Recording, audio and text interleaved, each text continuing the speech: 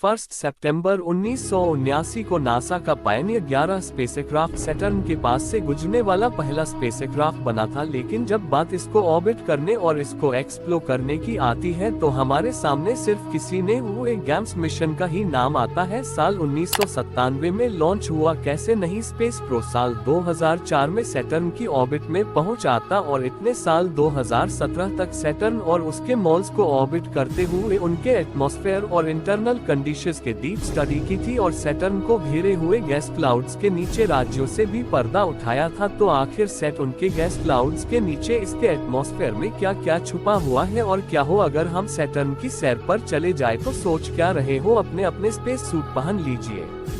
Planet Jupiter के बाद हम एक ऐसी दुनिया आगे दर्शन होते हैं जो अपने आप में कई सारे रहस्यों को छुपाए हुए हैं। अगर मैं कहूं कि धरती के बाद आपको सोलर सिस्टम में कौन सा प्लेनेट सबसे ज्यादा अच्छा लगता है तो शायद आप में से ज्यादातर लोगों का जवाब सैटर्न यानी कि शनि ग्रह ही होगा। सैटर्न सोलर सिस्टम का छठा प्लेनेट है और उसकी साइज जुपिटर के बाद प्लेनेट की लिस्ट में दूसरे नंबर पर आता है। इसका खूबसूरत रिंग सिस्टम सोलर सिस्टम में से एक अलग पहचान देता है और जब बचपन में हम सोलर सिस्टम का डायग्राम बनाते थे तभी इसकी इमेज हमारे दिमाग में अलग से फिट हो गई थी। हम में से कई लोग तो एक दिन सैटर्न और उसके रिंग सिस्टम के शेयर करने के सपने देखने लगते हैं, लेकिन क्या कभी आपने ये सोचा है कि अगर आप सच में तो आपका एक्सपीरियंस कैसा होगा। 1 सितंबर 1979 को नासा का पायनियर 11 स्पेसक्राफ्ट सैटर्न के पास से गुजरने वाला पहला स्पेसक्राफ्ट बना था, लेकिन जब बात इसको ऑर्बिट करने और इसको एक्सप्लोर करने की आती है तो हमारे सामने सिर्फ किसी ने हुए गैम्स मिशन का ही नाम आता है। साल 1997 में लॉन्च हुआ कैसे नहीं स्पेस प्रो साल 2004 में सैटर्न की ऑर्बिट में पहुंच आता और इतने साल 2017 तक सैटर्न और उसके मॉल्स को ऑर्बिट करते हुए उनके एटमॉस्फेयर और इंटरनल कंडीशंस के डीप स्टडी की थी और सैटर्न को घेरे हुए गैस क्लाउड्स के नीचे राज्यों से भी पर्दा उठाया था। तो आखिर सेट उनके गैस क्लाउड्स के नीचे इसके एटमॉस्फेयर में क्या क्या छुपा हुआ है और क्या हो अगर हम सैटर्न की सैर पर चले जाए तो सोच कर रहे हो। अपने अपने स्पेस सूट पहन लीजिए और क्योंकि आज मैं आपको सैटर्न की सैर पर ले जाने वाला हूं तो दोस्तों जैसा कि मैं आपको अभी बताया था कैसे इन स्पेस क्रूफ को सैटर्न तक पहुंचने में करीब 7 साल का समय लगता था। मतलब अगर हम इंसान आज की टेक्नोलॉजी से सैटर्न तक जाने की कोशिश करें तो हम ही करीब 7 से 8 साल का समय जरूर लगेगा। और जरा इमेजिन कीजिए कि आपको स्पेसक्राफ्ट सैटर्न की ऑर्बिट में पहुंच चुका है। अब आप अपने स्पेसक्राफ्ट का गेट खोलते हो और सैटर्न की ओर जंप लगाते हो। सैटर्न की तरफ बढ़ते हुए इस प्लेनेट और इसके रिंग्स का खूबसूरत नजारा देखने को मिलने वाला है। इससे पहले कि आप सैटर्न के ज्यादा करीब जाओ मैं आपको वार्न कर रहा हूं कि यहां जाना हम इंसानों के लिए खतरे से खाली नहीं होने वाला है और सैटर्न जैसे प्लेनेट पर अगर आप सरवाइव करना चाहते हो तो आपको इसके लिए एक स्पेशली डिजाइन स्पेस सूट की जरूरत होगी। दूर से देखने पर आपको इसकी रिंग सर्कुलर शेप के डिस्क जैसे लग रही होगी, लेकिन असल में ये की रॉक्स और डस्ट पार्टिकल्स की बनी हुई है। अब सैटर्न के एटमॉस्फेयर में सेफली इंटर करने के लिए आपको उसकी रिंग से भी सुरक्षित गुजरना होगा। हालांकि जरूरी नहीं कि आप सैटर्न पर उतरने के लिए वह एंगल ही चुनो, आप ऊपर से भी जंप मार सकते हो। लेकिन एडवेंचर अपने सफर पर आगे चलते हैं और बात करते हैं हमें अपने सफर पर आगे ले जाने वाले फोर्स यानी कि ग्रेविटी की। आप अपने स्पेसक्राफ्ट से सैटर्न की और ग्रेविटी के कारण ही बढ़ रहे हो। आपको जानकर हैरानी होगी कि सैटर्न के बड़ी साइज के बावजूद इसकी ग्रेविटी हमारी धरती से सिर्फ और सिर्फ 7% ही ज्यादा है। मतलब जब आप इसकी ओर बढ़ रहे होंगे तो आपको धरती और सैटर्न के ग्रेविटी में कुछ खास फर्क देखने को नहीं मिलेगा। सफेद चमकदार क्लाउड से होगा जिनका टेम्परेचर करीब -130 डिग्री सेल्सियस होता। इन क्लाउड की डेंसिटी काफी ज्यादा है और यहाँ पर आपके करीब 1 atm का प्रेशर झेलना होगा जो धरती के सरफेस एटमॉस्फेरिक प्रेशर के बराबर होता है। अमोनिया क्रिस्टल के क्लाउड्स के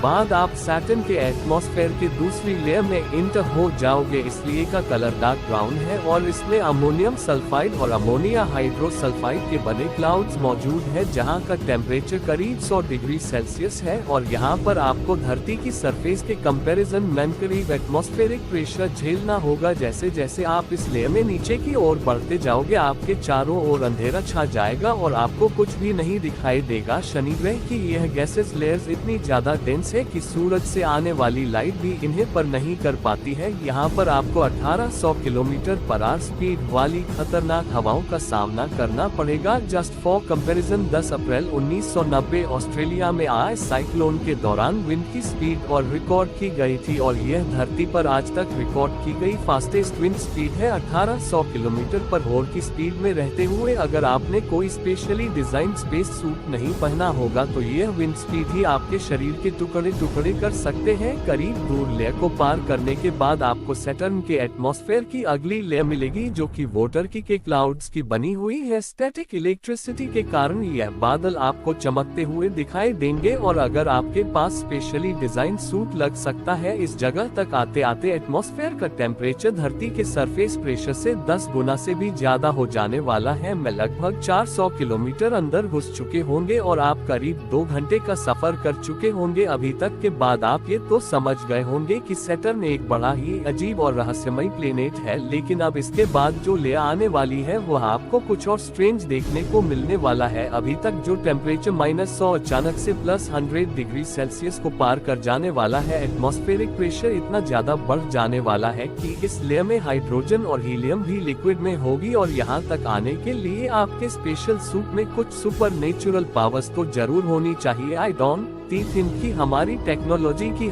टेक्नोलॉजी आज से 50 साल बाद भी इतनी ज्यादा एडवांस हो पाएंगे कि हम इस तरह का अनब्रेकेबल स्पेस सूट बना पाएंगे। आपको ऐसा लगेगा जैसे कोई आपको स्विमिंग पूल में जबरदस्ती अंदर की ओर डूबता ही जा रहा है। ये फोर्स ऑलमोस्ट अनअवेलेबल हो जाने वाला है। बन पाएंगे आपको ऐसा लगेगा जैसे कोई आपको स्विमिंग पूल में जबरदस्ती अंदर की ओर डूबता ही जा रहा है। ये फोर्स ऑलमोस्ट अनबेरेबल हो जाने वाला है। इसलिए करीब 32,000 का सफर करने के बाद आप एक ऐसे रीजन में इंटर हो जाओगे जहां का एटमॉस्फेयर प्रेशर धरती की सरफेस से करीब 20 लाख गुना ज्यादा होगा और टेम्परेचर 9000 डिग्री सेल्सियस पर पहुंच चुका होगा। इतनी एक्सट्रीम कंडीशंस में आपको मेटेलिक हाइड्रोजन के दर्शन होंगे और यह एरिया आपको व्हाइट कलर में चमकता हुआ दिखाई देगा। सैटर्न के अलग अलग लेयर्स में हफ्तों तक ट्रैवल करने के बाद जाकर आप कहीं उसके कोर तक पहुंच पाओगे जो इसके ऊपर एटमॉस्फेयर से करीब 56,000 किलोमीटर नीचे है। ऐसा माना जाता है कि सैटर्न की कोर मेटेलिक आयरन के रॉक्स की बनी हुई है और यह धरती से डबल से भी ज्यादा साइज की है। जी नहीं, धरती के कोर से डबल नहीं बल्कि धरती की साइज के डबल। मतलब अभी एक तरफ जहां धरती की रेडियस 6378 किलोमीटर है, 12,000 किलोमीटर से भी ज्यादा, सैटर्न की कर की रेडियस 12,000 किलोमीटर से भी ज्यादा है। सैटर्न की आयरन कर और मेटेलिक हाइड्रोजन के लेयर मिलकर इसकी स्ट्रॉन्ग मैग्नेटिक फील्ड को जनरेट करती है कि कोर का टेम्परेचर करीब 12,000 डिग्री सेल्सियस है और यहाँ पर आपको धरती की सरफेस के कंपैरिजन में 1 करोड़ गुना ज्यादा एटमॉस्फेरिक प्रेशर झेलना पड़ता है। जहाँ तक पहुँचाने के लिए आपके स्पेशली डिजाइन स्पेस सूट में टेम्परेचर और प्रेशर को झेलने की अनबिलीवेबल और नेक्स्ट टू इम्पॉसिबल पावर होनी चाहिए। लेकिन पहुँचने में कामयाब हो जाते हो तो कंग्रेचुलेशन, अपने सेटल तक की यात्रा पूरी कर लिए। लेकिन इस समय आप जिस जगह पर नासा का वहाँ से वापस जाना आपके लिए पॉसिबल नहीं हो पाएगा क्योंकि ग्रेविटी के साथ बना था। ये सफर एक पल के लिए फिर भी पॉसिबल हो सकता था। बाहर निकाल आती है तो हमारे सामने बाहर निकलना इम्पॉसिबल साबित होगा। नाम आता है गैस जेंस। आपको बाहर से देखने में हुआ कैसे नहीं लगते हैं वो अंदर से 2004 में सैटर्न जानलेवा में पहुंच आता और हम मजा ले रहे थे। 2017 तक सैटर्न और उसके मॉल्स को ऑर्बिट नहीं कर सकते हैं तो पर नहीं कर सकता और इतने दिनों के लिए कोई रेस्टोरेंट सैटर्न के साथ नहीं जा सकता है। तो मैं आपको राज्यों से सजेस्ट करूंगा कि आप इसके किसी सेट पर जाना क्लाउड जैसे कि टाइटल मिली है और यह क्या छुपा हुआ है और क्या हो अगर हम सैटर्न की यहाँ से चले जाए तो सोच क्या रहे हो। अपने फोटोग्राफ्स और सेल्फी खींचने का मौका भी मिल जाएगा। बाद आपको